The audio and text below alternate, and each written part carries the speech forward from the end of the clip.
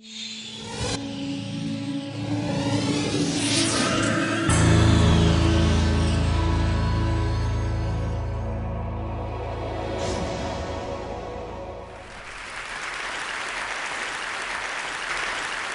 for any of us in this room today, let's start out by admitting we're lucky.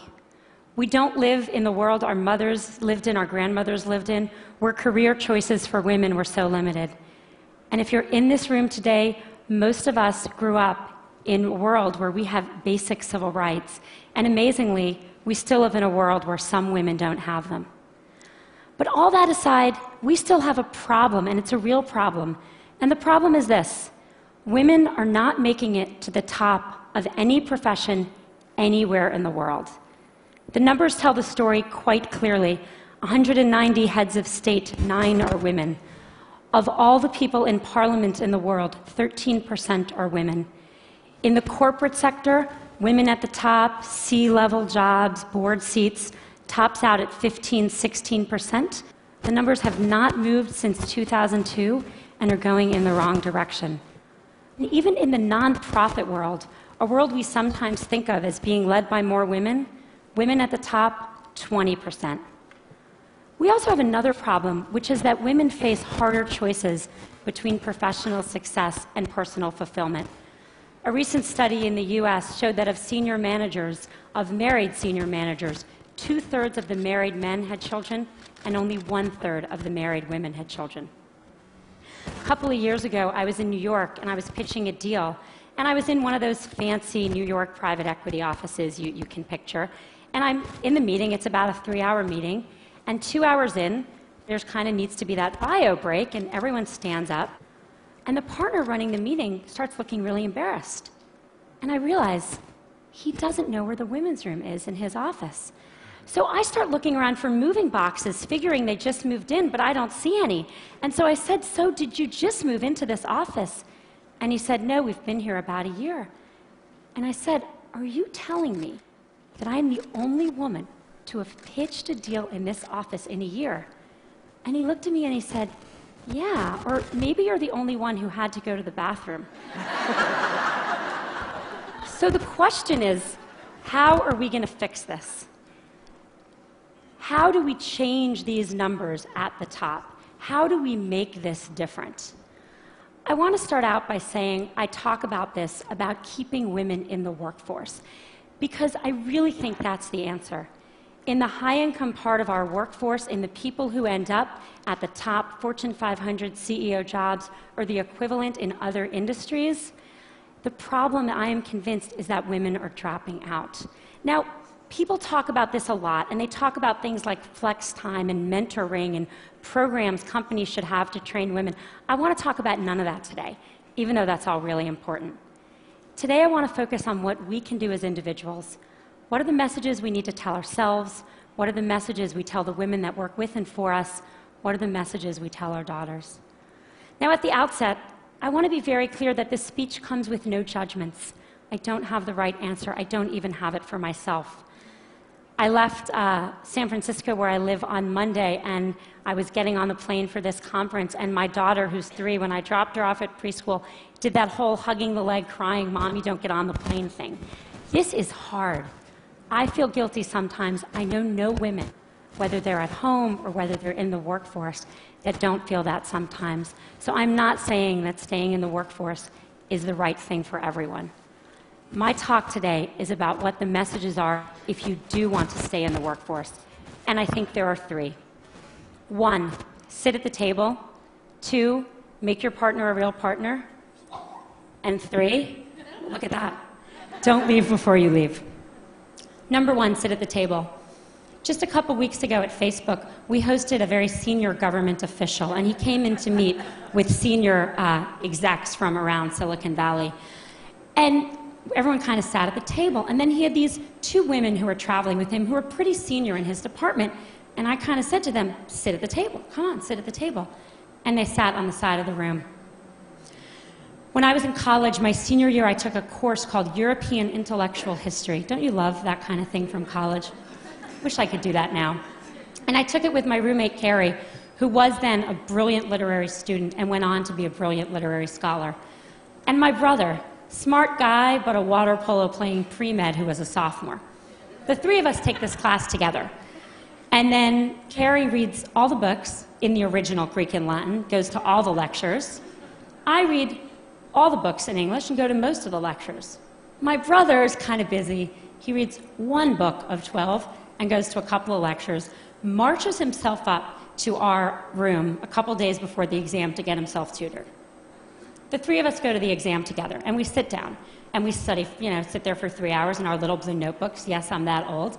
And we walk out, and we look at each other, and we say, how'd you do? And Carrie says, boy, I feel like I didn't really draw out the main point on the Hegelian dialectic. And I say, God, I really wish I had really connected John Locke's theory of property, the philosophers that follow. And my brother says, I got the top grade in the class. You got the top grade in the class? You don't know anything. The problem with these stories is that they show what the data shows. Women systematically underestimate their own abilities. If you test men and women and you ask them questions on totally objective criteria like GPAs, men get it wrong slightly high and women get it wrong slightly low. Women do not negotiate for themselves in the workforce. A study in the last 2 years of people entering the workforce out of college showed that 57% of boys entering, or men, I guess, are negotiating their first salary, and only 7% of women. And most importantly, men attribute their success to themselves, and women attribute it to other external factors. If you ask men why they did a good job, they'll say, I'm awesome. If you ask, obviously, why are you even asking? If you ask women why they did a good job, what they'll say is someone helped them, they got lucky, they worked really hard. Why does this matter? Boy, it matters a lot, because no one gets to the corner office by sitting on the side, not at the table. And no one gets the promotion if they don't think they deserve their success, or they don't even understand their own success. I wish the answer were easy. I wish I could just go tell all the young women I work for, all these fabulous women, believe in yourself, negotiate for yourself, own your own success. I wish I could tell that to my daughter. But it's not that simple, because what the data shows above all else is one thing, which is that success and likability are positively correlated for men and negatively correlated for women. And everyone's nodding, because we all know this to be true. There's a really good study that shows this really well. There's a famous Harvard Business School study on a woman named Heidi Roizen. And she's an operator in a company in Silicon Valley, and she uses her contacts to become a very successful venture capitalist. In 2002, not so long ago, a professor who was then at Columbia University took that case and made it Heidi Roizen. And he gave that case out, both of them, to 2 groups of students. He changed exactly one word, Heidi to Howard. But that one word made a really big difference. He then surveyed the students, and the good news was the students, both men and women, thought Heidi and Howard were equally competent, and that's good. The bad news was that everyone liked Howard. He's a great guy. You want to work for him. You want to spend the day fishing with him. But Heidi, not so sure. She's a little out for herself. She's a little political. You're not sure you'd want to work for her. This is the complication.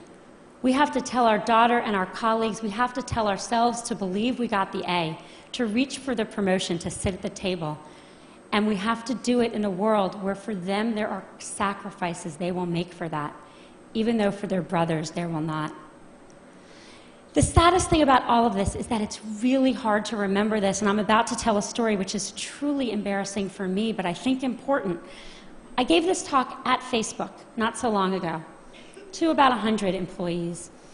And a couple hours later, there was a young woman who works there, sitting kind of outside my little desk, and she wanted to talk to me. And I said, okay, and she sat down and we talked, and she said, I learned something today. I learned that I need to keep my hand up. I said, what do you mean? She said, well, you're giving this talk, and then you said you're going to take 2 more questions, and I had my hand up with lots of other people, and then you took 2 more questions, and I put my hand down, and I noticed all the women put their hand down, and then you took more questions. Only from the men. And I thought to myself, wow, if it's me, who cares about this obviously, giving this talk, during this talk, I can't even notice that the men's hands are still raised and the women's hands are still raised. How good are we as managers of our companies and our organizations at seeing that the men are reaching for opportunities more than women. We've got to get women to sit at the table.